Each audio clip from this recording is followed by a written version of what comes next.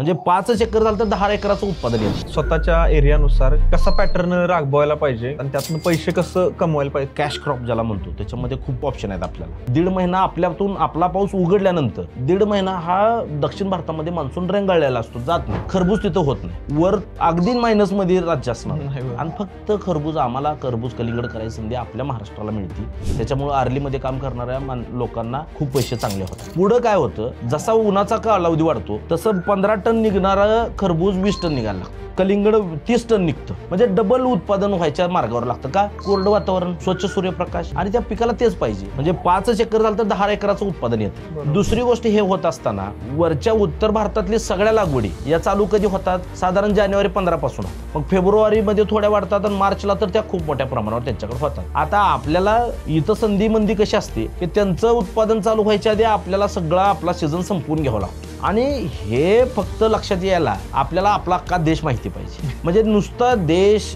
भाषा या नाही, क्रॉप पॅटर्न कळला.